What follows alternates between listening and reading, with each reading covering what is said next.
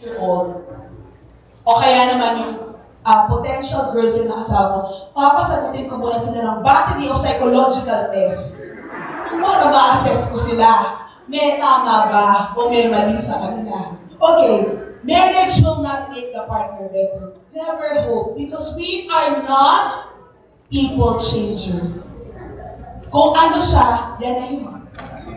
Yan na yun. Wala nang mababago pa. Next, ito. This is very controversial. Can we read it together? Ano? Lakasan nyo. Wala na akong boses. Hindi. Sinabi niya ni Dora. Hindi lola ni Dora. Nanood kami ni Mami Joy at sa kanili sa kanong girl ko ng Dora the Explorer. Sinabi na ni Dora yan. Huwag mo na rin sabihin, okay?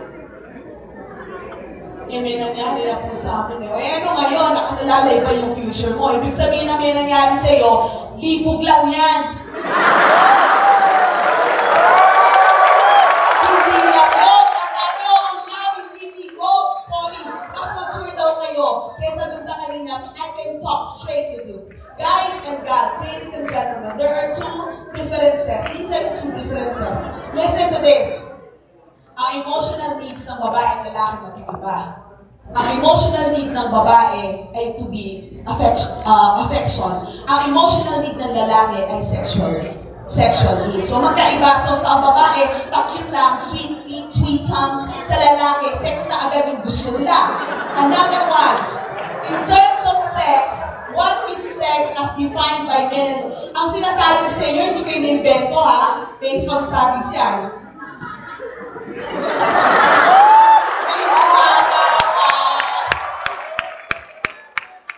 Nakakala nyo nagbobola naman ako. Okay, credibility ko ang nakakaya. Pag binola ko kayo dito sa Manila, lagad ako Daddy Obet. Ang sexual needs, magkaiba rin for men and women. Studies have proven na sa babae, sex is the ultimate expression of their womanhood.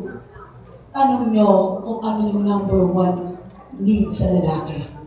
Sex is the urge. It's satisfying the urge.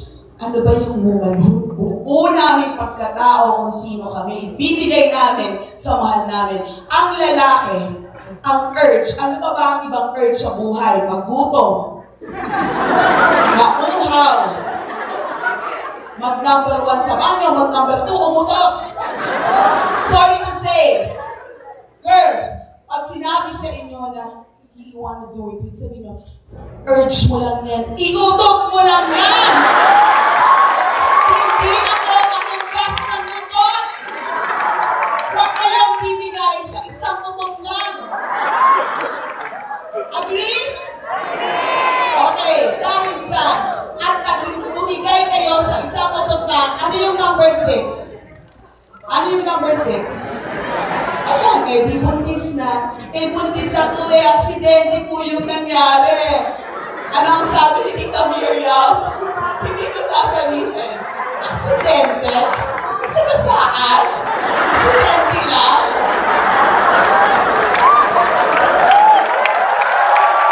Mama, narinig ko na yan, aksidente. May nagsabi rin sa akin. We can't control our feelings eh. Dalawa yung feelings. Magkaiba yung emosyon at magkaiba rin yung emotional control. So, dapat to may EQ. Alam niyo ba, hindi solusyon. You know, my dad, we're 3 girls in the family. Ang sabi niya sa amin, pag may isang nabuntis sa inyo, hindi ko kayo papakasal. But that was the time that the fathers are very strict. My dad is very strict. And why? Yung iba, pinapakasal agad. Hindi solusyon ang kasal pag nabuntis. You are giving your child a more miserable life. Magkaiba ang role ng pagiging wife and husband sa pagiging parents. Dalawa yan, hindi yan combined. Maraming marriage ang nasisira kasi pinagsasama. Kaya hindi rin solusyon na pagbuntis ang kasal. Magkaiba yun. Make sure that you're married for the right reasons. And the number 7 wrong reason, ito dagdag ko lang to, akin na to. This syndrome. Pakibasa nga. Nandiyan ba yan? With feelings. One more! Sino nagsabi niyan? Sino? Sino? Sino nagsabi? Sino nagsabi? Sinabi yan ni Jackie Maguire. Pero, sinabi rin yan ni... sinabi rin yan ni Piolo. Ano ka, multivitamins? Girls and guys, this is one news I have for you. In family science, in family science, pag dinisect nyo ang buhay mag-asawa at tinignan kung saan nagmumula ang isyo, alam nyo kung saan? Kasi akala nung isa, ang natumbas ng buhay niya yung isa. Akala niya, you are my missing piece. Hindi ako kompleto kung wala ka. Yan. Okay, there's such thing as self-esteem. Ang self-esteem pagkapahalaga sa sarili. That self-identity and self-esteem, pag wala yan sa isang tao, kung hindi ka buo, tandaan nyo, kung hindi tayo buo, walang sino man na pwedeng bumuo sa atin. Si Lord lang ang makakabuo sa atin. Walang isang tao na makakabuo sa atin. I will tell you, I am a woman and even my husband cannot take away my sense of who I am. Hindi ako feminist. But I was praying then. When I broke up with my first boyfriend, when I was her age, I broke up with my first boyfriend of 2 years. Ang dasal ko noon, Lord, bigyan mo ko ng isang tao na hindi aalisin kung sino ako at hindi papaikutin ang mundo ko sa kanya. Kasi paano kung wala na siya? Eh di dead na rin ako. How can I live without you? No. You complete me. Pag sinabihan kayo ng lalaki, girls, pag sinabihan kayo ng lalaki na, you complete me. Okay, bye-bye. Wala, kalimutan nyo na. Hindi totoo yan. Because that's why we're questioning you.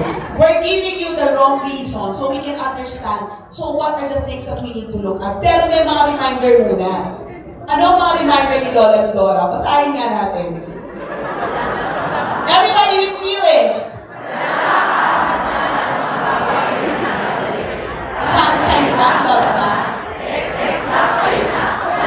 Okay. Millennials kayo, umamin kayo sa akin. Nadadaan kayo sa text. Huwag kayong papadaan sa text, walang facial expression.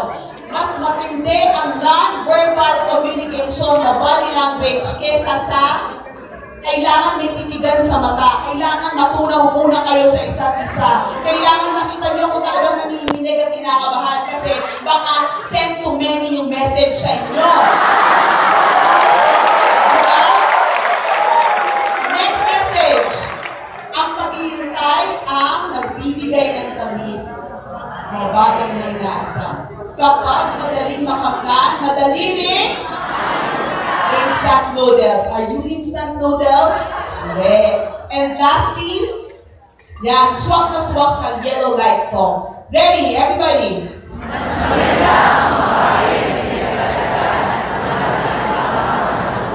Masarap umibig. Masarap ang inspirasyon. Wag lang.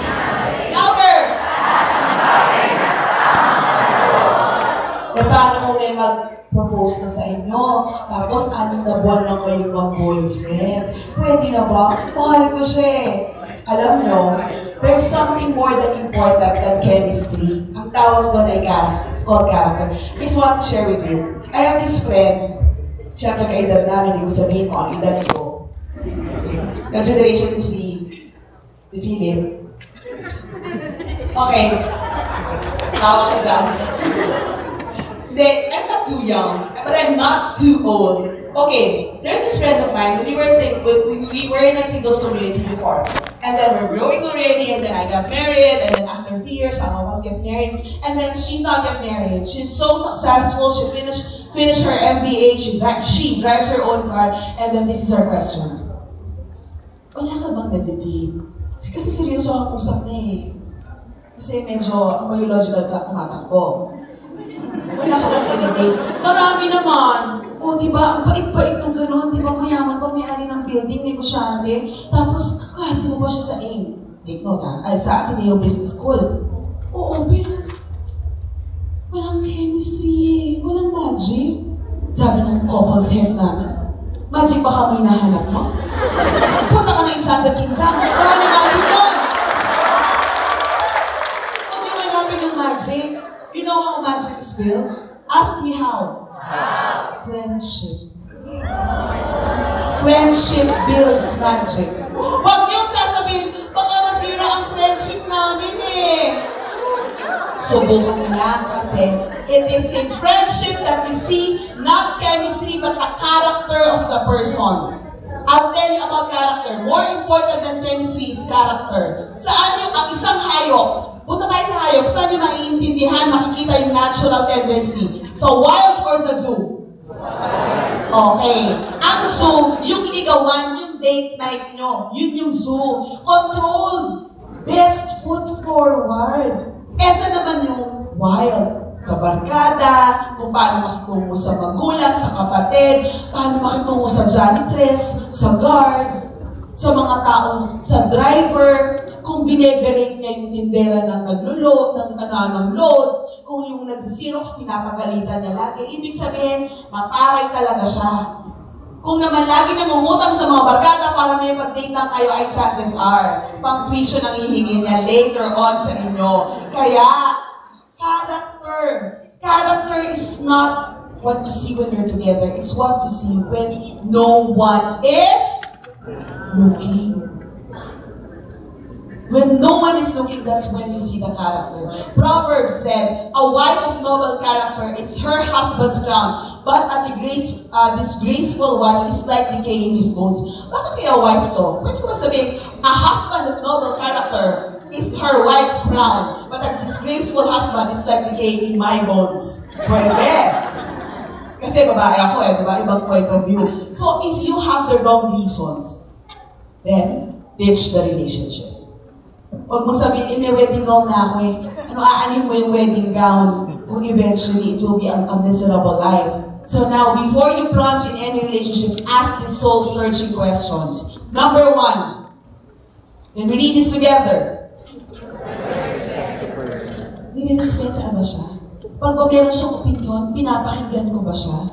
Or gusto ko ako lang yung nasusunod sa relationship? Or, yun sabi ko sa inyo, I hope that the person I'll be with will not take away a sense of self. Can I share Can I share my own story? Yes. Nung college ako, dyan sa Espanya, yung boyfriend ko rin, we are in the same college, mas above lang siya. Pakiramdam ko, umikot yung buhay ko sa kanya kasi pag lalabas yung barkada namin, instead na lumabas yung barkada namin, sama na lang kami, magdi-date na lang kami. Pero paalam ko sa mami ko noon, kasama yung barkada ko. Sounds familiar? Okay. Eventually, I realized, am I growing with him?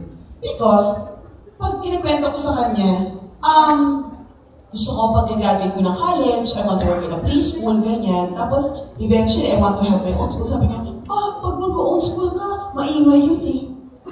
Yung parang yung mga dreams ko, parang nai-impede. Tapos, nung college ako, ito, top secret. Pag-graduate ko ng college, inaya niya akong pakasal. Flattered ako, hindi, I was scared. Why? Ask me why. He just wants to make sex legal. Para legal na kami mag-sex. Kasi kasal na kami, di ba? O, di ba walang primalo sex, eh di magpakasal na. External reasons for getting married. Kaya lang, may glitch. Nag-aaral pa siya kasi medical student siya. Oh, shucks, mayaman na magulang niya. Ayoko naman ng nanay niya, masungit. Tapos, ayoko naman mag-depend. Anong kapakain niya sa akin? Hand-out sa kalibro. Hindi ako napubuhay doon. So I said no. Eventually, we broke up. And I realized that there is a difference between admiration and respect.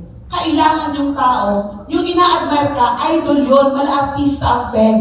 Pero yung respeto, yan ay nag-gain. Kung may respeto sa'yo yung tao, kailangan hindi lang siya yung mag-grow, pati ikaw. Dapat pareho kayo. A good relationship should be complementary. You can admire someone with great competence, but you can only respect great character. Pwedeng magaling na siya doktor ngayon. Magaling na siya doktor ngayon. But you can only respect great character. Yung taong talagang may respeto ako at may respeto din siya. Next, number 2, do I trust this person? Tingnan niyo yung katabi niyo nga. Tiwala ba kayo sa mga kaibigan niyo? Alam niyo, isa sa pinakamadami rin tanong sa love life ay trust issue. Paano ako magta-trust ulit? Meron akong kaibigan, since 4 months to go before getting married, nangaliwa ang boyfriend. Ay, hindi lang, fiancé. So, kinancel na nilang lahat. Nakabook na yung gown, may sing-sing na sila, ganyan. Kinancel nila. Bakit? Ask me why? May nagpadala sa opisina niya ng picture together ng girl at saka ng guy. Nagde-date sa Tagaytay. Mataray. Nangaliwa si boyfriend. Hanggang ngayon, she's married. At the back of her mind, she still have trust issues. Yung iba talagang, feel, hugot nila yung trust issues nila. Parang hindi makalet go. I-let go nyo na. Kung ako rin before I had trust issues kasi nung makikipag-break ako dun sa boyfriend ko, sa ex ko pala, malaman ko, pagka-break namin, after 1 month, sila na nung classmate niya.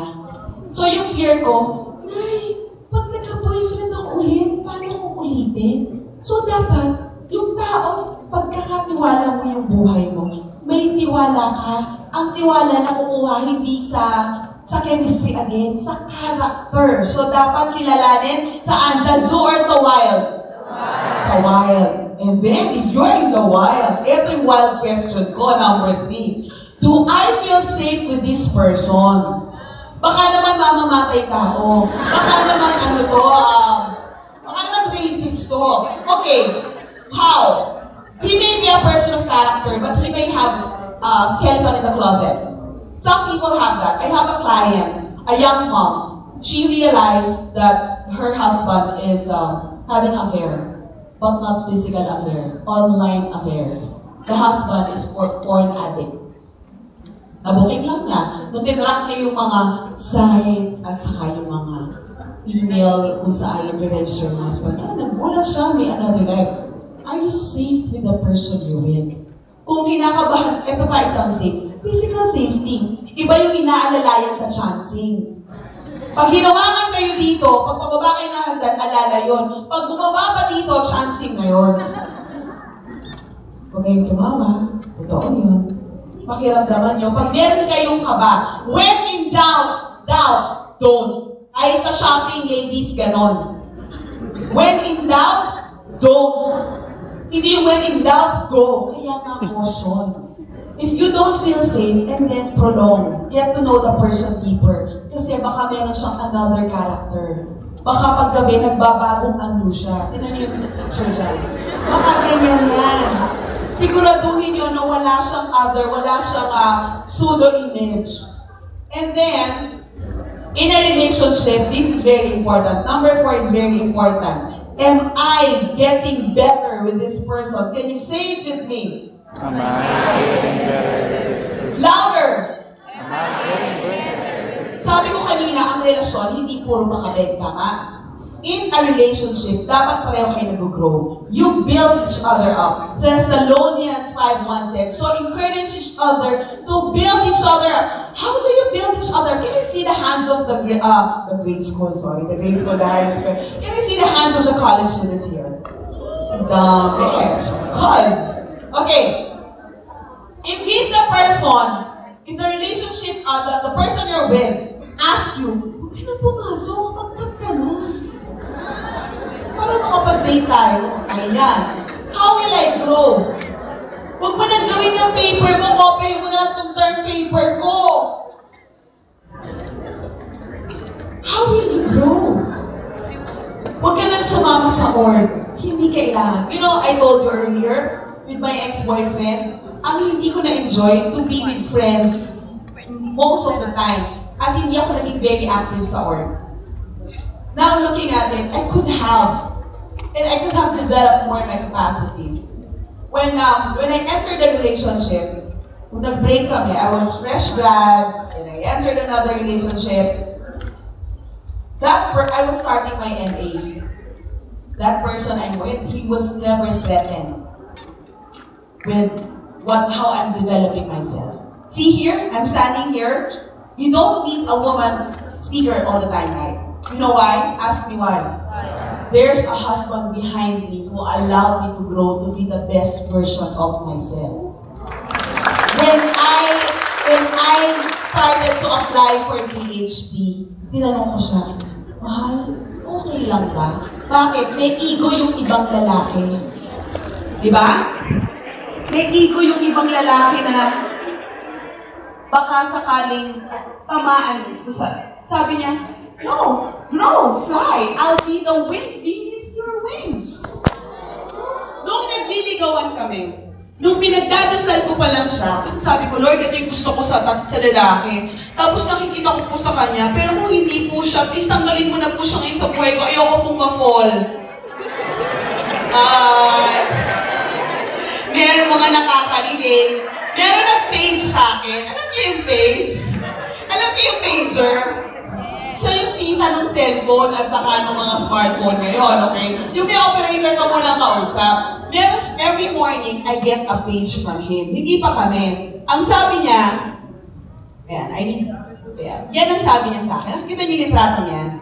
You know that the person is good for you if he or she brings out the best in you and that person makes you smile. Tinaim ko yan sa puso ko. Hanggang sa altar, I know I will grow with him. Kami yan. Kami yan nasa picture na yan. Hindi ko yan kinuha sa Google Images. Because I feel we are growing. The same way that He's allowing me to grow, I allow Him to grow. Anong trabaho niya?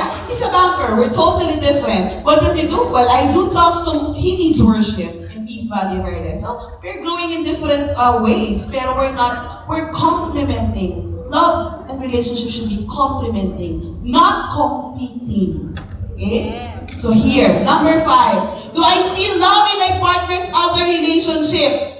Hindi mo nakikita na may love siyang iba at nangangaliwa, okay? Hindi yun yung other relationship.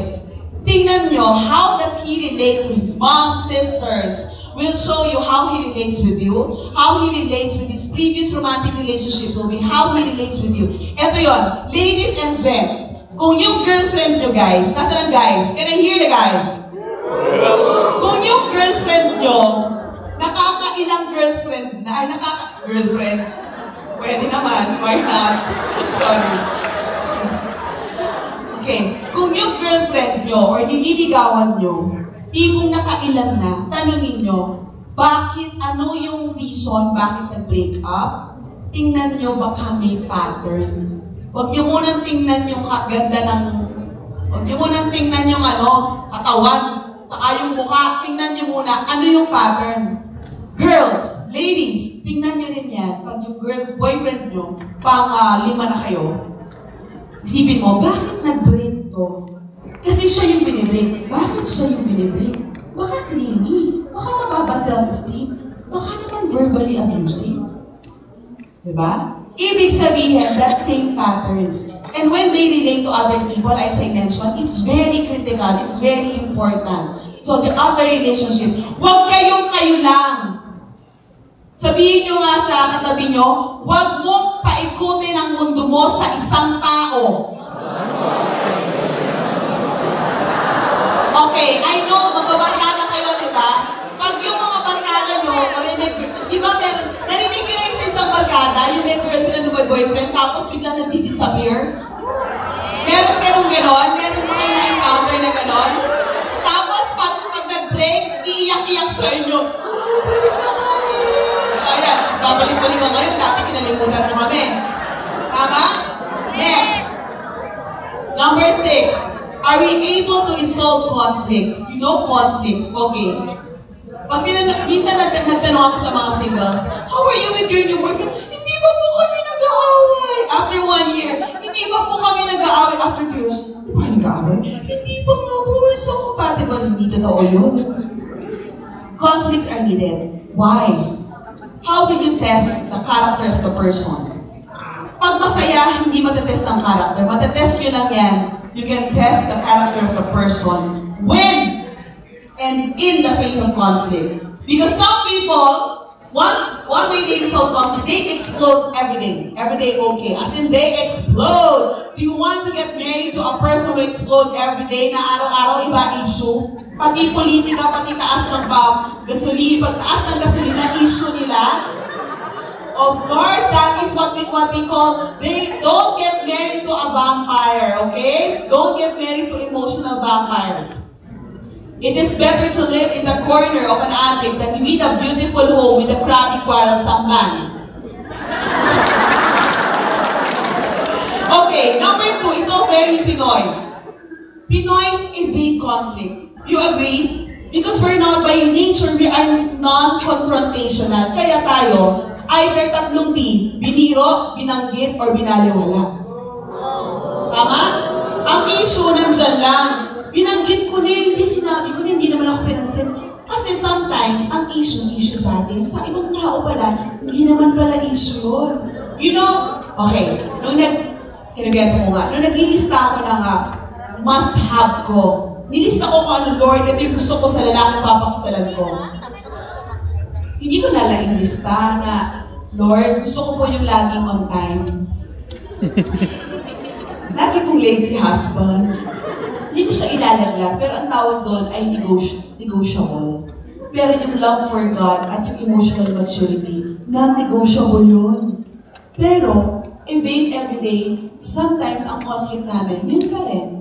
We don't evade it, He tries to grow, and I try to adjust. So conflicts, avoidance doesn't solve everything. Ang nangyayari, if you are angry, do not let your, okay, itong isang lumang kasabihan.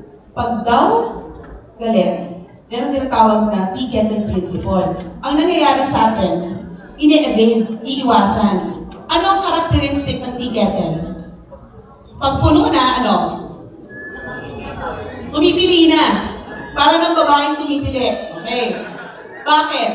Bakit importante yun? Kasi, alam naman natin na kukulo, hindi natin binantayan. So, dapat, any conflict, bago pa pumutok na parang Mount Pinatubo, dapat nire-resolve na unti-unti. Halimbawa, yung late si husband ko, alam mo na late siya, hindi tanggapin ko na.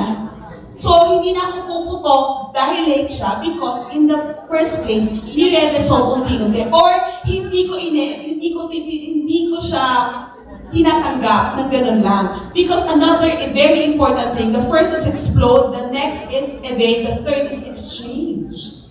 Ang problema, ang conflict in any relationship, especially in a marriage and in a premarital relationship. By the way, the scientific term for boyfriend and girlfriend is premarital relationship, ha? Kasi dati meron ako mga tinanong, can I interview you for my thesis? Anong topic mo?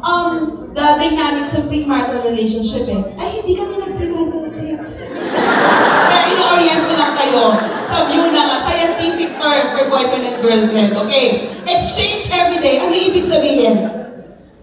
Alam nyo, in any relationship, talking is very important. I'll repeat. Talking and discussing about issues. Issues and stress will not go away. Agree? Yung pagbabago, yung change sa inyong dalawa, maiiwasan ba yun? Hindi rin. What will connect families? I saw how families are crumbling because they don't talk. Please, you are living in a digital age. Disconnect once in a while. While you are trying to be so connected through your smartphone, you are really disconnecting from people. The strongest connections are at home. And who is your home? Hindi DSL yan. Okay, I have last 2 minutes for myself. You have to speak the truth in love. Mahal ko siya, ayoko siyang masaktan. Saktan nyo. Kaya niyo mahal kasi kailangan mo siyang saktan. Pero hindi naman masokista yun, hindi ka naman sadista. Why do you want to correct a person? Conflict, bakit kailangan pag-usapan? Because the main goal of the correction is we love each other and every conflict needs to be exchanged, discussed, because we want to grow from our mistakes. We want to grow from each other. That's a beautiful relationship. Halimbawa, nag-away kami ng isang gabi ng asawa ko, pero will I carry it with me until today that I'm giving this talk? I'll be honest with you, I am more confident to give you the talk because I am humbly admitting na nag-away kami. Because it happens. Kahit na ito yung trabaho ko, kahit na counselor ako, pagdating sa away, pantay lang tayo. Awayin mo, awayin din kita. Speak the truth in love because you want to grow. And then number 7. This is the more important. Is the relationship getting easier, gentler, and kinder?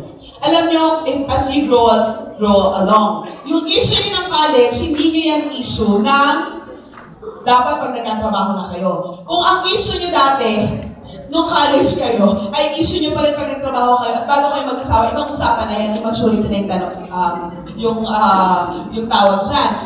A relationship should be easier and kinder. Why? Kasi as long as you get to know each other, the relationship deepens and the level of self-disclosure and how emotionally intimate you are with a person, naiintindihan nyo na yung isa't isa.